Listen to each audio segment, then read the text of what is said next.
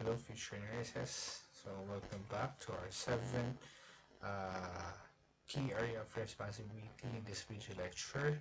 And the seventh one is all about quality improvement. And in this area, core competencies usually include identification of areas for improvement, uh, enhancing your institution, your work, your craft, the knowledge, skills, and anything that pertains to your practice. You participate in quality improvement activities like audits and staying aware of the changes in the practice, or keeping abreast with the updates within the practice of nursing, and also recommending solutions, ways, methods on upholding quality in your practice or in your institution. Okay? So the core competencies here are: number one, gathers data for quality improvement. So it's very important. Okay, so since we are talking about nursing and we're talking about science here, we're talking about improvement in quality. You need to have a substantial data, okay, to start this core competency. Okay, indicators here are demonstrating knowledge of method appropriate for the clinical problems identified, detects variation in the vital signs of the patient from day to day, reports necessary elements at the bedside to improve patient stay at hospital, solicits feedback from patient and significant others regarding care rendered. So, feedback from your clientele is are very important because they're the first-hand recipients of your services. So the best one to give feedbacks are your patients. Okay, so um, they can contribute. Okay, they are a big part or a big factor of your quality improvement. It's for them, and at the same time, they can really give you first-hand experience of your services, so they can give you first-hand feedbacks, okay, from the services that you provide for them. Then number two, participates in nursing audits and rounds. So when you say audit, this is um, examining, you review, you survey, you study, you go over uh, the processes, the care given to patients, the environment, the workplace, the flow in the, for example, in one department. Okay, so you observe your colleagues as part of the team. You engage in this quality improvement activities. Okay, so indicators here are contributes to relevant information about patient condition as well as unique condition and patient current reactions, shares with the team current information regarding particular patient's condition, and encourages the patients to speak about what is relevant to his condition, documents and records all nursing care and actions, performs daily check of patients' records or conditions, complete patients' records, and actively contributes to relevant information of patients during rounds to readings and sharing with others. So basically, to summarize, that is what usually patient encounters they are or experience. They are asked to verbalize it, especially if it is necessary for the improvement of the institution. Um, Rounds usually happen several times a shift. Okay, usually the first rounds happen in the start of the shift.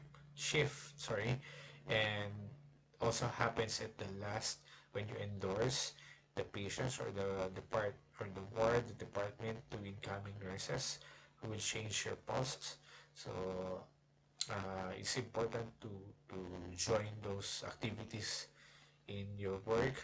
Um, uh, I remember one of our experiences or one of our practices is a client feedback form. So we let our patients, our clients, answer form, a survey form, uh, stating the experiences with the encounter to our students, to our nurses, and to the CIs. And these are kept and summarized and analyzed and presented to our administration. And uh, what is uh, what is good there is we can measure, uh, like it's a third party measurement without biases on our services, and we corrected errors or mistakes um, which came out from the studies, from the interpretation. It may not be errors, but maybe gaps between the practices.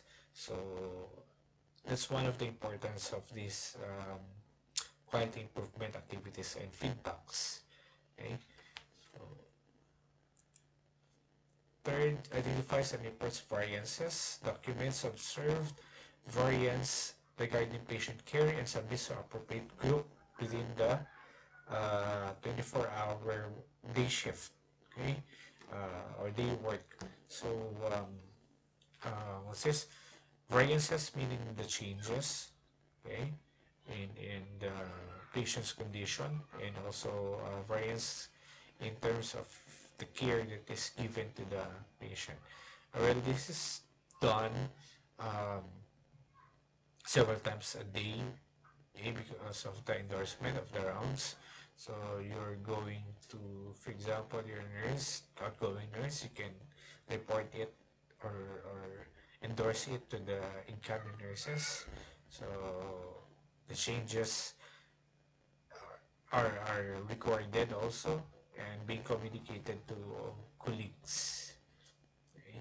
Identifies actual and potential variance of patient care, reports actual and potential variance of patient care, so that's already did, and submits report to appropriate groups within 24 hours. So um, if the case of the variances cannot be handled by the team, you may refer it to your higher post colleagues, like your supervisors, your managers, or higher administration.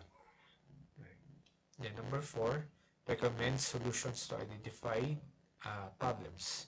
Okay, so as part of the team and part of your maybe your quality improvement team, your audit team, you may provide solutions, suggest solutions on how to improve more your institution, your practice, your services, the care being rendered, and it's all for the benefit of the patient and the institution as well. Okay, so you give appropriate suggestions on corrective and preventive measures, communicate and discuss with appropriate groups, and gives an objective and accurate report on what was observed rather than interpretation of the event. So very important here is data. You need to be sometimes empirical when it comes to this data. Okay, as much as possible, it's your personal experience. You have proof, you have data to support your reports, and from there, a quality improvement activity can transpire or can start. Okay, so um, when you become a nurse, okay, every contribution, good contribution that you can do, you provide it for the team, for the institution. Okay? Anyway, it's for the patient. Okay? That's what is important. Okay? For the good of the patient. So this is your quality improvement key area of responsibility, and I hope you're already getting the what it looks like. What are the competencies that you should have when you become a nurse? And I know, I believe, and I pray that you will become a very good nurse. So again, this is your email. See you on the next video lectures for this topic still. And this is your online nurse educator. Thank you and see you there.